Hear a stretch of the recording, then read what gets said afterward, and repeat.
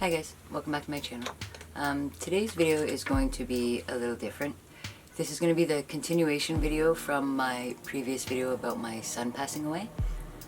So the other video was more about what happened and how he passed and everything, and this video is going to be more about how I dealt with it and how I moved on and all that kind of stuff. I did write it down on some paper. I do have it scripted, so I will be reading off of here for the most part.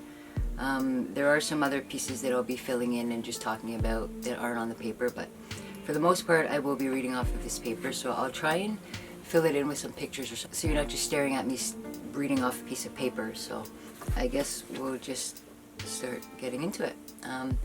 So where I left off on my last video was kind of vague. This video is going to be about the aftermath and the coping skills that I used to get through, and I hate using the term through, because you never really get through the death of a child. It's something that you will always deal with for the rest of your life, but for lack of a better word, I will use the term how I got through it. Me and my husband tried to make it work, however it did not work. The death of our son affected us in different ways. For my husband's part, I think he just kind of gave up on life after that. He went back to his old lifestyle of doing and selling drugs. The drinking got much worse, however, he refused to go to counseling or actually deal with his emotions and thoughts, and when he did express his feelings, it was in a way that was not healthy for me. It was almost as if he wanted me to be in the same place as him emotionally, and that's just not how I wanted to live the rest of my life. I will get into that more a little bit later on, but basically he had a very hard time moving on, whereas I more dealt with it in my own way, and I was at a place where I wanted to start kind of moving on with my life. But anyways, again, I'll get into that a little bit later in the video. So now I had a slight clue on how my husband handled death, because we had actually had quite a rough year previously with death. Our dog that we had had for 6 years was diagnosed with grand mal seizures. We had her on medication, but it was just not helping. Our dog was becoming unrecognizable and was just a shell of her former self on the meds. When the seizures became too frequent, we came to the heartbreaking decision to put her to sleep. So yes, this was our dog Proxy. She was a Texas Red-Nosed Pit Bull, and this was like one of the smartest dogs that I've ever had in my entire life, have ever had since. This dog, like, she knew the difference between bark, speak, whisper, sing. It was incredible. She could hold treats on her nose. I taught her to roll over and play dead in like 2 days, and yeah, she was just the smartest, gentlest, kindest dog that I ever had. So when we had to put her to sleep, that was like really big. Like, it was just heartbreaking, because she was just the smartest dog ever. But when she started getting seizures and we put her on the medication, she would just lay around and just kind of stare at you like she was in a daze all the time, and she wasn't the same dog that she was before she started having seizures and we had to put her on medication. So we just thought, this isn't really a life for her. And the seizures, even on medication, were still becoming more frequent. When she first started getting them, they were about maybe once a month.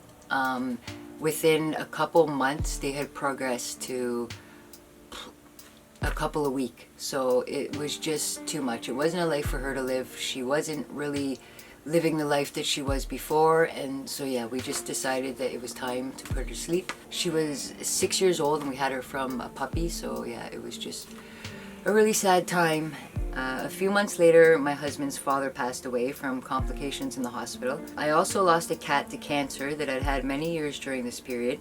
So yeah, it was a rough year. And just to touch on that real quick, another animal, my cat that I had her since I was, like 16 in high school.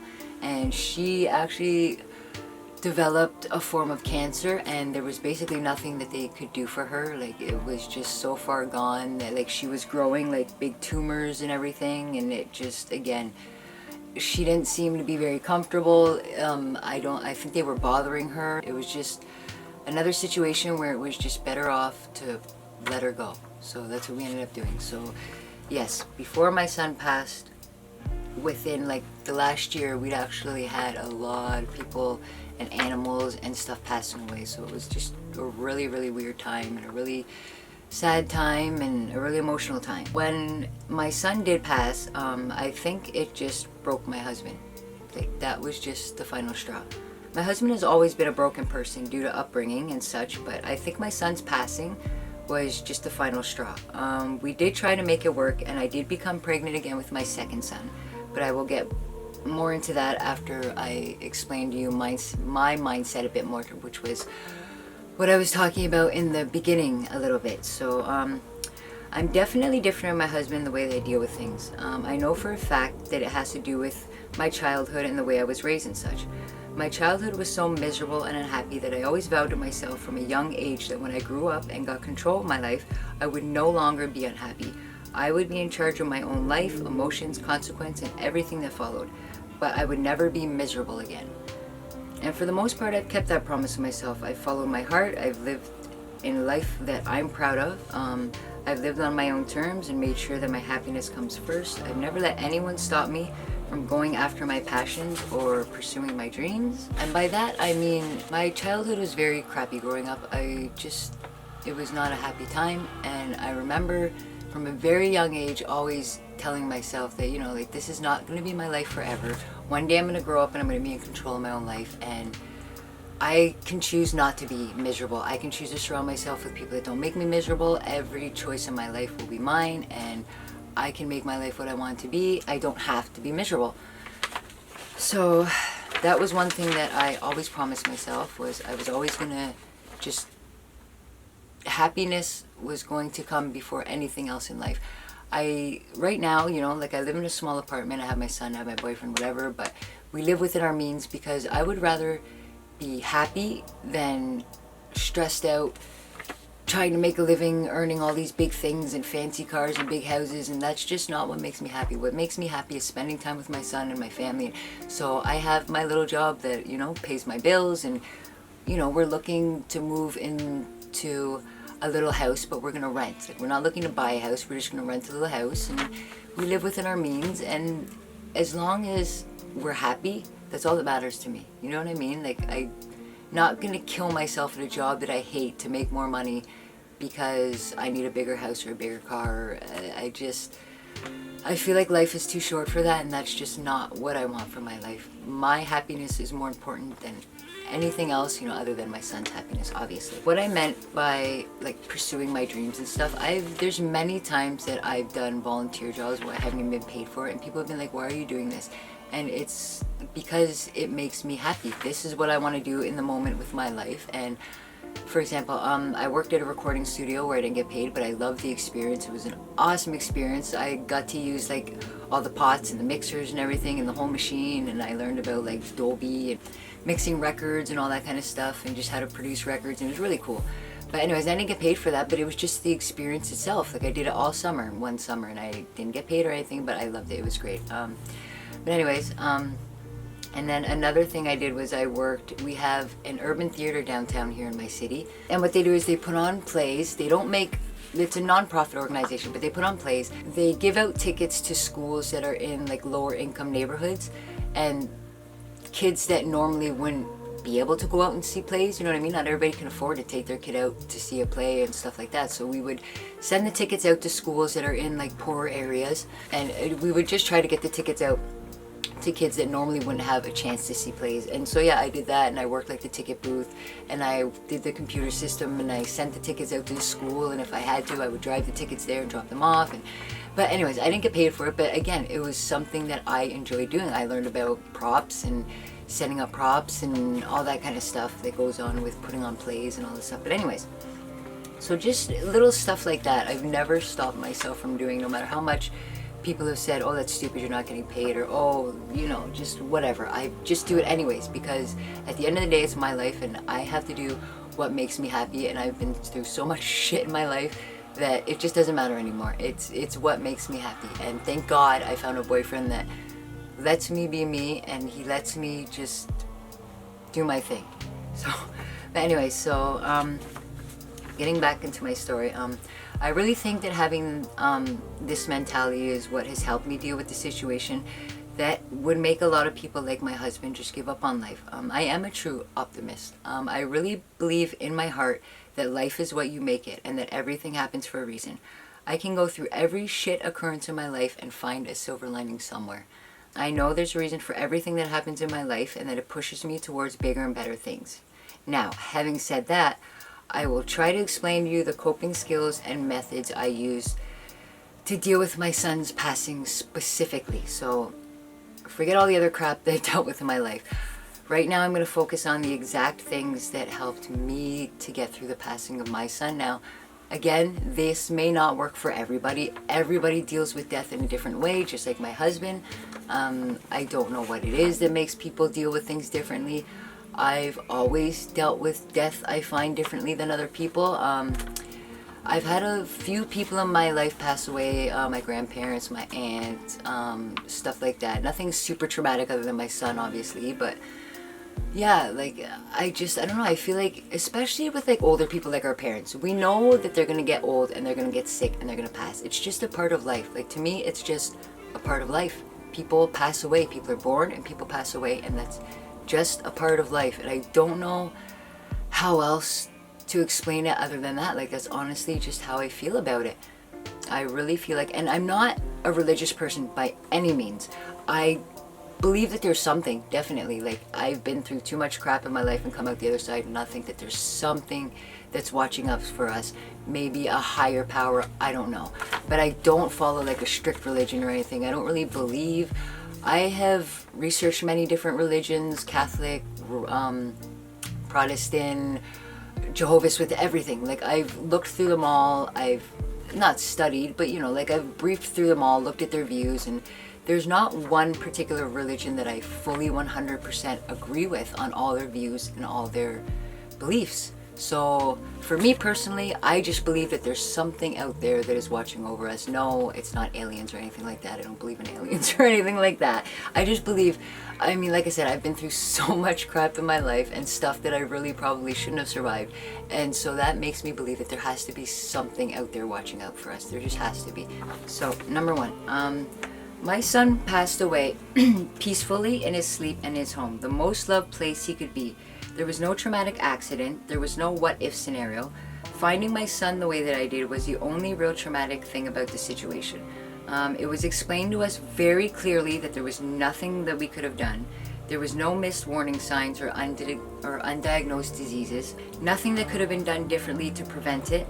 This is why they call it sudden infant death syndrome, because it is sudden. There is no indication or direct cause for it. It just happens. Through research, they have discovered that there are steps you can take to lower the risk, but there is no one certain thing that caused it. I look at it like his body just stopped. He went to sleep, and somewhere in the mix, his body just stopped.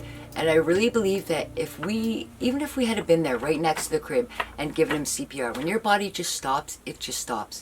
And they see it all the time in hospitals and in, you know, car accidents or whatever. But when your body stops, there's nothing they can do. It doesn't matter how many times they try to resuscitate your heart or your brain, or, you know what I mean? Like, I truly believe that when your body's done, it's just done. And there's nothing that you can do about it. It just sucks and it happens, but that's the way that I try to look at it. His body just stopped, and there was nothing that we would have been able to do at the time to make it any different. Yeah, that's the only real way that I can really look at it. Now, touching on the sudden infant death thing, as I said, they have done research on it, and there are things that they have figured, you know, like there's safety precautions that they've come up with, such as not having bumper cribs in the bed, not having a pillow in the bed, which, I mean, makes sense. A baby doesn't need a pillow. He doesn't need stuffies. He doesn't need that kind of stuff, you know what I mean? And the reasoning for this is because a baby can suffocate on them. A baby 6 months and below can't always roll over on their own. So if they happen to lay face down on a stuffy and they can't roll back over, then what's going to happen, right? Also, another thing is the back to sleep program, which is always putting a baby on their back to sleep until they're old enough to roll themselves over. You never put a baby to sleep on their stomach unless they are strong enough to physically roll themselves back over onto their back. So again, these are just precautions that they've come up with. We new about SIDS, I mean, again, it's not something that you ever think is going to really happen to you. You hear about it, you know about it, but other than that, you know, you follow the precautions like you should, but other than that, you don't really give it a second thought because it's not something that you ever think is going to happen to you. It's just, it's not. It's something you think about. So, but we didn't have the bumper pads. We didn't have a pillow in his crib. I think he had one little stuffy that was like way up in the corner, and it was like yay big, like, because again, we did know of SIDS. So we did take the precautions that they had come up with at this point to take and everything. So I really feel like there's nothing that we did. Like, I really feel like there's nothing that we could have done. So yeah, I think that that really helps me deal with it too. Just the fact that I know in my heart that there's nothing that I could have done. I'm also a person that truly believes that when it's your time to go, it's your time to go. And sometimes there's nothing you can do about it. And as I said, I believe that there's a silver lining in everything. And as I get into this, I will explain to you about the silver lining. And I think I may have touched on it a little bit in my other video about how I didn't like kids and blah, blah, blah. But anyways, so getting back into this, number 2. There are millions of cases of missing kids around the world. So yes, my son has passed, but at least I had closure. I know what happened. I know where it happened. I know where he is now. In other words, I know, you know what I mean? I know where his body is. I can go visit his body. I know spiritually where I think he is and all that kind of stuff. I can visit him whenever I want. Some parents don't have that luxury. Their children are kidnapped or missing, and they have no clue where their child is or what they're going through. To me, that is far worse than what I went through. For my son, it was as peaceful as it could have been. And by that, I mean, some children are kidnapped, and these parents spend the rest of their life wondering where their children are, what happened to them, or that, something like that probably would have broke me.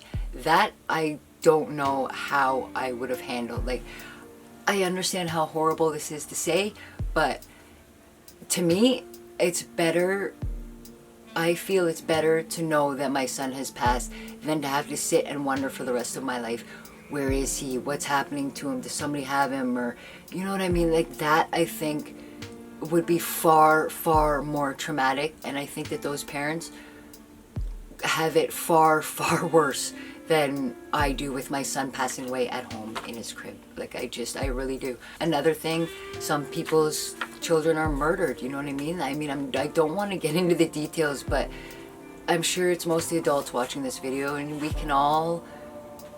all know the things we've seen on the news and the things that happen to children, and God forbid, you know, we don't like to think about it, but again, that didn't happen to my son. I know where my son is. I know what happened to him, and I thank God every day for that. Or even some kind of traumatic disease. I mean, he could have had cancer or something, and it could have been something that we had to slowly watch him degenerate or just slip away from, or anything like that. Like, I'm so thankful that we had our closure, that it happened the way that it did in that retrospect, and I hope that I'm coming across and you guys can understand what I mean by this. Okay, so number 3. Nothing happened during pregnancy or childbirth that stopped me from having more kids. If something had gone wrong giving birth with my son Caden, and I could have no longer had children, and then he passed, maybe I would not have handled it so graciously. But by the grace of God, I did have another child, and he is my absolute world now. Like, I love him to death, and he's my best friend. We do everything together. He does have ADHD, and it is rough sometimes, but at the end of the day, I love him to death, and I'm thankful for him all the time, and I am thankful for him every day.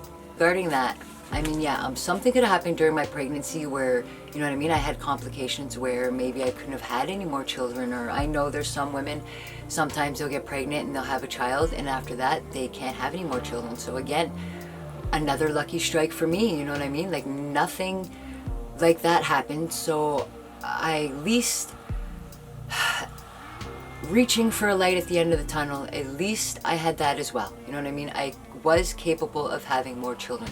Not that you can ever replace the child that passed. That was not my thinking in any sense of the imagination. He was not a replacement child, but he was something to make me a mother again. Now, what you have to understand, when you have a child and you become a mother and you lose that child, it's almost like you lose your identity. For a little bit, you don't know what you are anymore. You know what I mean? Like, you were a mother for 7 months, and then all of a sudden you're not a mother anymore, and you get kind of lost, and you do miss that role. It's not that, so I mean, it's not that you're replacing the child, but you are trying to get that role back, if that makes sense. I don't know, I hope this is making sense. Moving on to number 4. I dealt with my son's passing, how I needed to deal with it in my own way. I did go to counseling for a couple sessions. I found some sites online with people going through similar things, but no situation is going to be the exact same as yours. So for me, talking with others didn't really help that much. I needed to sit in my pain for a certain amount of time. I needed to analyze my feelings. I needed to be perfectly honest with myself about how this was affecting me and how I will choose to let it affect me. And I decided that I did not want to be sad for the rest of my life. I wanted to celebrate the time that I had with him and find the silver lining, which I did. It took time, but eventually I saw the good that came from the situation. As I explained in the first video, I wanted nothing to do with children before I had him. Now my whole career is based on working with children. I probably never would have realized the passion and love that I have for children if I had never had Caden.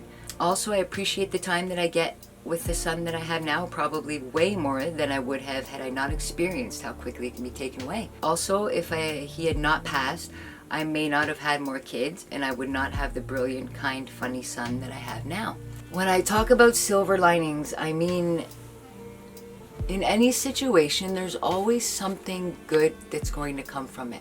My shit childhood, it made me the person that I am today. It made me stronger. It made me smarter. It made me have to learn how to take care of myself. And at the end of the day, it probably helped me learn how to deal with the situation with my son passing even more, because again, it made me a stronger person to deal with that situation. So what I mean by how I dealt with my feelings was, I didn't necessarily, I didn't try to just brush it down and forget about it and say, okay, well, my son passed away, I'm going to forget about it and I'm just going to move on. And no, I sat and I went through every moment. I went through every step of me finding him, and I sat and I went through all the emotions, and I cried for days, and I did all the things that I felt in my heart that I had to do. Now, again, like I said, grieving is different for everybody. Everybody grieves in their own way. Basically, I decided that I didn't want to just sit and be sad about it for the rest of my life. I mean, I could meet people and say, hey, I have a son that passed away and yada yada yada, and then just go into a big sob story and cry my eyes out, but that's not how I want it to be. I want to meet people and say, hey, yeah, I had a son, he passed away, and this is who he was, and this is, and I'd rather just do it in a celebratory way than a sad and negative way. But moving on to number 5. The funeral home that we went to was a absolute blessing in how they handled things. They explained stuff to us in such a compassionate way, and really tried to make sure that we understood the impact of everything. For example, we wanted to bring an urn home with the ashes in it, but they advised us against it. They explained to us that what happens sometimes is people bring home the ashes and inadvertently turn it into a shrine, and it becomes a sad place in your home and is a constant reminder of the pain. This actually made a lot of sense to me. So we opted for a niche, which, for those of you that don't know, glass box encased in a wall with other niches, which is usually in like a type of building. We put his urn and some keepsakes from his life in there. We can go to the niche and have it opened and change the display whenever we want. After they explained to us about the ashes and not taking them home and everything, I completely understood that. That made sense to me, so I was like, okay. But I did get a tiny little bit of his ashes put in this locket here. I don't know if you can see it this far away. And it has a little screw there. So yeah, that gives me comfort, just knowing that I have a little piece of him with me everywhere that I go. And I've had this necklace on since the day that I got it, which is like 12 years ago now. Just another thing that I wanted to touch on that the funeral home did for us, just to explain how absolutely wonderful they were. There was one thing that my ex-husband used to always say about my son, and it was, he used to say that when my son smiled he looked like Mickey Mouse, so he used to say my son had a Mickey Mouse smile. And we were talking about that with the funeral home, and we were talking about the urn that we wanted to put his ashes in and everything, and my husband actually asked if it would be possible to maybe put like a Mickey Mouse or something on there. And they explained to us about, you know, obviously there's copyright issues and all that kind of stuff, but believe it or not, they actually went ahead and they carved the Mickey Mouse on there for us. So that was another awesome step that, you know, they went out of their way and did, that they really didn't have to do. Another thing that the funeral home did was, because he was so, you know, young when he passed away, he was only 7 months old, we didn't have to pay for the cremation of the body. If we had have put him in a casket instead of an urn, we wouldn't have had to pay for that. And there was just certain things that we didn't have to pay for that the funeral home actually covered themselves. Now, having explained all that, I will share with you 2 stories about how me and my ex-husband dealt with our pain differently. So just to kind of explain a little more about how we were on different pages about how we were gonna move forward in dealing with the passing of our son. So the first thing involves the funeral home itself and when we actually had the services. So I don't like viewings. For those who may not know what a viewing is, they basically put the person who has passed away on display for family and friends to pay their respect. They lay the casket out, usually on like, I don't know, like a little pedestal or something like that. They'll lay the casket out on top of it, and, you know, provided that it hasn't been like a car accident or anything traumatic or anything like that that you're gonna really notice, they'll have an open casket and people will just like walk up and pay their respects and say their last goodbyes and all that kind of stuff. They did do an autopsy on my son, but I guess, you know, they did the best they could to hide the incisions and everything. But again, I will explain, I didn't go right up to the casket. I was far away from it, but from what, you know, I could see, I didn't really notice anything super different from what he normally looked like. So, but again, I didn't really get up there, so, but I will get into that right now. First viewing was just for family and friends. They brought me and my husband and his family inside the viewing room. The only family that came on my side was my 2 cousins, and for some reason they did not let them in with the friends and family group. I didn't find this out until after the service was over. In that moment, I was just too distraught to know what was going on or who was where or what was happening. So we're in the viewing room and everyone goes up to the casket except for me. I just stayed back by the doors where you first come in. As I said, I don't like viewings. I don't see the point of them. I would have rather remembered my son alive and jovial than, you know, lying dead in a casket. So needless to say, I didn't want to go up to the casket and I stayed back by the doors. My husband walked up to me and he grabbed my hand and literally tried to drag me towards the casket. Like, he just couldn't understand why I didn't want to go up and say my goodbyes. And I lost my shit and I just ran out of there. So that's one way that we just did not see eye to eye in our grieving process. He wanted to go up and look and I was fine with that, but you can't force someone to grieve it the way that you did, and him forcing me to go up, I felt just was not right. Like, it just freaked me out. It made me angry. It made me just everything. And yeah, I literally just ran out of there. I was like, screw this, and I just left. Like, I ran back out into the rest of the funeral home because I told him that I didn't want to go up, and again, he just couldn't understand why, and, you know, like, I guess this is your last chance to say goodbye. I don't believe that that's the way to say goodbye. I don't know. I would rather imagine him alive and playing in his saucer and, you know, whatever, than laying in a casket like that. I just did not want that to be my last memory of him. So another incident that occurred a couple weeks later was when we went to a spot where we used to picnic with my son. We went to a spot where we used to picnic with Caden. There's a huge park in my city, and whenever Caden went to sleep, we would take him to the park in the stroller and walk him until he fell asleep. We also had a few picnics there with Caden.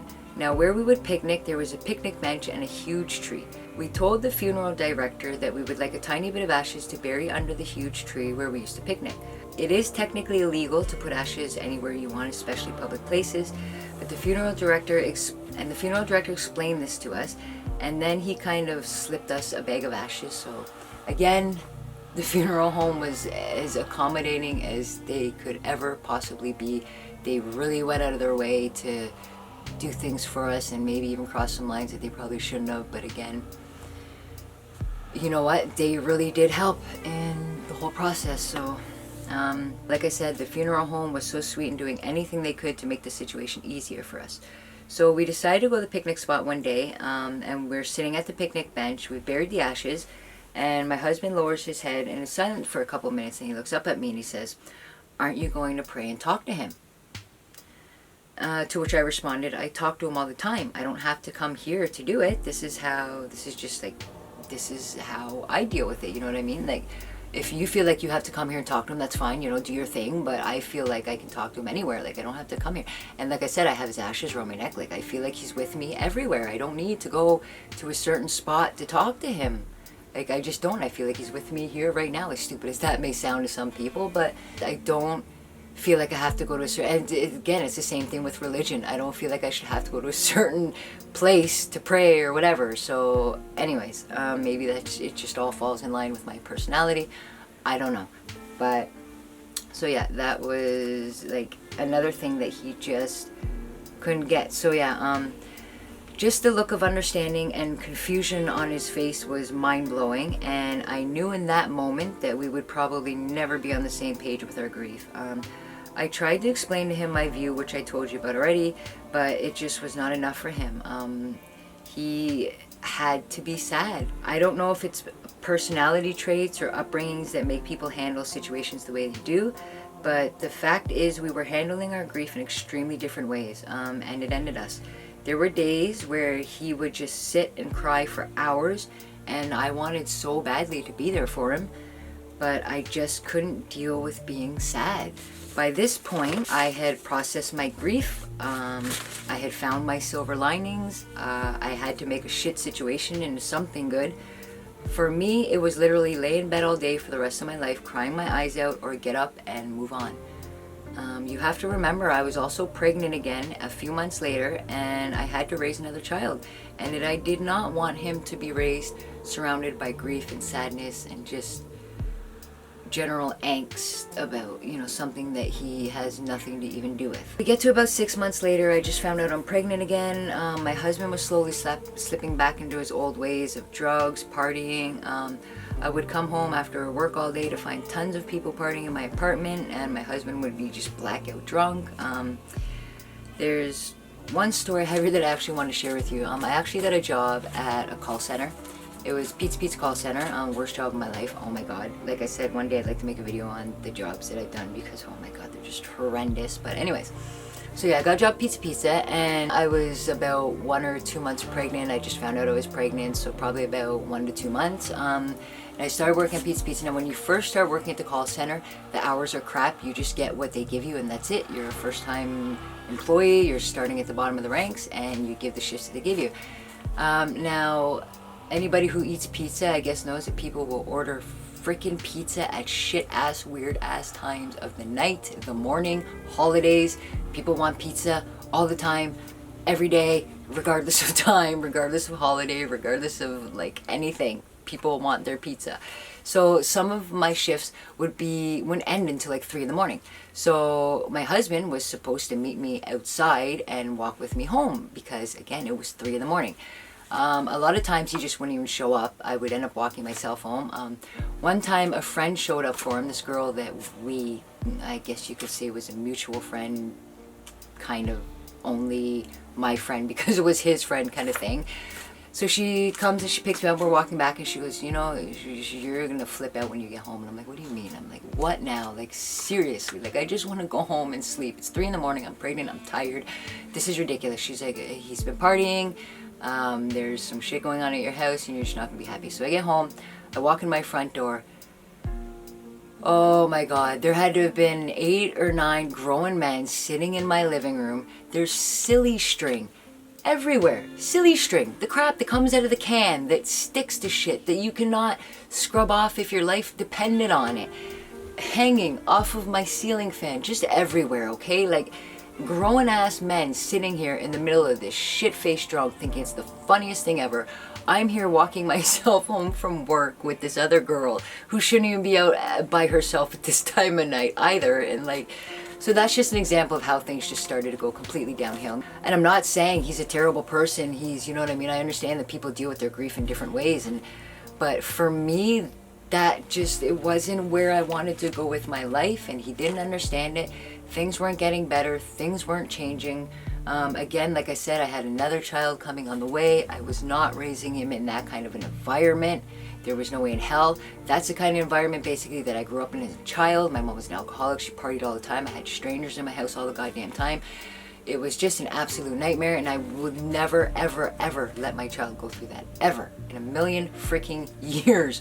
Now, I'm like a homebody. Nobody comes to my house. Nobody even knows where I live. Like, it's ridiculous. But yeah, like, I would never put my child through that, ever. It gets to the point where I just can't deal with it anymore, like I said. He started to get really nasty with what he would say to me. And one such thing was that all I ever did was go to work and come home because I had no friends. Like, this is what he would say to me. You just go to work and you come home and you have no friends, and that's why you care that I party all the time, because you don't have friends and you don't do anything with your friends, and so you don't understand what it's like, and So I was like, if I had friends, I could go out with them while he was partying, because, you know, his partying wasn't out of control or anything. So that's what I did. I made some friends outside of my work. I worked at Tim Hortons previous, before I got pregnant, and I went on my maternity leave, whatever. When my son passed, I went back to work there, which that was very, very hard for me to do, because it wasn't so much going back to work, it was going back to a place where I had left being pregnant and feeling like I was coming back with nothing, if that makes sense. Like, that was very hard to deal with. Just, yeah, like leaving, having a child, and then coming back without a child, and just people being like, some people didn't know, so, you know, they'd come up to the counter and order their coffee, and they'd be like, oh, how's the baby, and blah, blah, blah, and then, you know,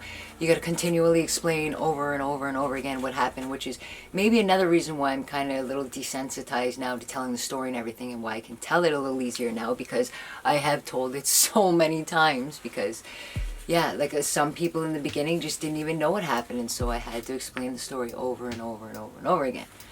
I ended up going back to Tim Hortons, about, I think it was like 2 months after my son had passed. I needed to do something to get back into a regular life. Like, I had to continue on with my life and figure out what I was going to do with the rest of my life and just continue going. So that's what I did. So I went back to Tim Hortons, and there was always groups of people outside of Tim Hortons hanging around. And us working inside the Tim Hortons, we used to always call them lot lizards, because they would just hang out outside. Like, they'd come in, they'd get their coffee, and then they would just sit outside and I mean, some of these people would legitly show up with lawn chairs. Like, they would pull lawn chairs out of the back of their car and just set up the lawn chair and just sit at the Tim Hortons in the parking lot. So yeah, we used to call them lot lizards. So I was like, you know what, maybe these people aren't that bad. Like, I never stop and talk to them. I've worked here for how many years, and, you know, so I just started slowly getting to know them and started talking with them, and after work I'd hang out, have a coffee, and stay there and talk with them for a bit. And, you know, it would get to like 2-3 hours after work, you know, and I wouldn't want to go home. Like, why do I want to go home to a bunch of people partying in my house and this and that? So I would just end up staying at work and hanging out with the lot lizards and just doing my thing. And now, in amongst the group of friends that I started making hanging out there, there was my boyfriend now, Jay. Now, at the time, he was just a friend. I barely even knew him. He was just in the group of people that I decided to sit and drink my coffee with, okay? So we're hanging out. It's been, I don't know, maybe about 2-3 months. You know, we're all hanging out. We're all getting to know each other. This is becoming like a nightly thing. My husband, why does he give a shit? He's at home drinking every night, so he doesn't really care. Doesn't he decide to stagger his ass over one night?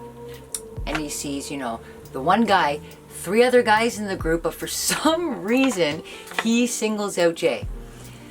Pulls me aside, and he's like, oh, so this is the group of people you've been hanging out with, eh? Yeah, there's 6 girls and like 3 guys. What's the problem, right? Oh, who's that guy? His name's Jay. He's a friend of mine. They're all friends of mine, and this is this and this and this and this. Oh my God, didn't this, he storms off. Okay, first off, storms off back home. I lived about like 15 minutes from work, just down the street. So he storms off, and I assume, okay, he's drunk, he's going home, he's gonna go drink somewhere, I don't know, whatever. I'm just gonna sit here because I'm not going home to deal with this bullshit right now. So I can sit there and I can sit there, and doesn't this guy come back? He's got nunchucks. I mean, like, full-fledged 2 sticks on a rope, and he's coming, and he's in. I'm like, oh fuck, what's happening? What's going on? I'm going, oh my God, what's gonna happen, right? So, and like, I already know, like, my husband, he's a very good person. Don't get me wrong. I'm not saying, like, I'm not trying to sit here and knock him and knock him and knock him. He's a great person. He's a very loving person when he wants to be. But when he drinks, and he was in a very serious car accident when he was younger, and I think that kind of messed up his head, and I don't think he's ever got help for it. And he does have some issues, and when he drinks, those issues come out even more, and it makes it even worse. So anyways, he shows up, and he's got his nunchucks, and he goes to Jay's truck, and he starts smashing the hood of his truck. So Jay jumps in his truck, turns it on, peels out of there. I'm like, what's wrong? And I'm just screaming, this is my place of work. You need to stop. Can you please just stop? Like, just go home. Get out of here. Go. So he goes off, stumbles on his way. You know, somebody called the cops. They showed up after. I was like, yeah, don't worry about it. It's just my husband. He's drunk. Da, da, da. But that was the night that ended it all. I went home that night and I told him, I said, look, this is it. Like, I'm pregnant. You're showing up at my fucking work, smashing people's trucks in with nunchucks. These are just friends of mine that you told me to go out and make. And now you're punishing me and these people that have nothing to do with anything for, like, it was almost like he just didn't even know what he wanted anymore or where he was going with his life or anything. And it just all came piling down on me and the people closest to him. So unfortunately, again, like I said, me being pregnant, I was just like, I can't. I'm not going to bring another child into this. And like I said, he wasn't changing. If anything, it was getting worse. It was escalating so much more. And when we got home, we actually had another huge fight, and the cops ended up showing up at our house. So anyways, that night, I told him, like, we're done. That's the last straw. I'm finished. I'm done. And anybody that knows me knows I will give you ample chances. I am a pushover. I am a wuss like that. But let me tell you, when I say I'm done, I am done. Like, I've never gone back with any of my exes. I've never rekindled friendships with people that I've lost, because I already give you so many goddamn chances that when I'm done, I am done. Like, I'm just done. So my ex-husband, he knew that when I told him, like, this is it, I'm done, he knew. That's it. Like, she's done. And, you know, he went through the crying and the begging and all that kind of stuff. But I just told him, like, it's not happening. I'm done. Like, a couple of days later, he went ahead and for some reason told the landlord that we were splitting up and we were moving out of the apartment. So I was like, well, fuck, now what do I do? I would have stayed there, but, you know, he kind of screwed that pooch for me. So I went and I got my own little one-bedroom apartment, and it was crap hole. Didn't really like it, but, you know, you do what you got to do. So I moved in there. I was there for about 2 to 3 months. I continued hanging out with my friends at Tim Hortons. Me and Jay, we ended up, I was in my apartment for about 2 to 3 months. So we started dating around that time. So we had already knew each other for a couple months. And we kind of just sat one night and we're like, you know what? Everybody seems to think we're dating anyway, so because at this point, like, everybody was like, oh, look, you guys should get together, and oh, blah, blah, blah. So we're like, you know what, let's just go on a date, see what happens. And I mean, it's been 12 years this month, so I mean, there you go. So yeah, my son's 11. My son now is 11, and he'll be turning 12 in April. So yeah, me and my boyfriend Jay got together when I was, God, ready to pop. So about 7 to 8 months pregnant. So yeah, me and my husband split up when I was about 1 to 2 months pregnant. I moved into my own apartment for about 3 months. So yeah, and then me and Jay ended up getting an apartment after we dated for like I think it was like a month or something, and we really hit it off, and obviously it worked because we've been together for 12 years. But yeah, so that's pretty much it. That's the end of the story. I hope that I have explained everything. I really hope that you can understand where I'm coming from and my point of view on everything. I know, you know, I'm obviously kind of nervous making this video. It is a very touching, you know, like a very close to my heart story. So hopefully it came across okay. Yeah, thanks for watching the video. Thanks for coming with me on this long journey. 2 videos long. I'm not sure how long this video is going to end up being just yet, but I'm sure it's going to be a long one. If you have any questions, anything at all, please let me know. I am an open book. I have no problem answering any questions. Yes, I've dealt with a lot of things in life, but I'm also at a place in my life where I've dealt with everything. I've found, like I said, I found my silver linings in all my situations. I can talk about anything that's happened in my life. Yeah, I'm an open book. If there's anything you want to know, about my son passing or anything like that, you can leave the comments below. If you don't feel comfortable doing that, I am on Instagram, I'm on Facebook. You can DM me, send me a private message. I think I have my email up. You can email me if that's how you want to do it. But yes, please feel free to get a hold of me if you're struggling with anything, or you have any questions, or absolutely anything like that. If you've gone through this situation, you just need somebody to talk to, or anything like that, I'm here. I've shared my story with you, so feel free to share your stories with me. That's about it. I don't really know how to end this video, so I'm just gonna end it with that, I guess. Thanks for watching. If you enjoyed the video, please give it a thumbs up. That just helps me to know where I'm going with my content and what people are enjoying and what they're not enjoying and all that kind of stuff. So, you know, YouTube algorithm and all that. So that's it, and I will see you in the next video. Thank you so much for watching.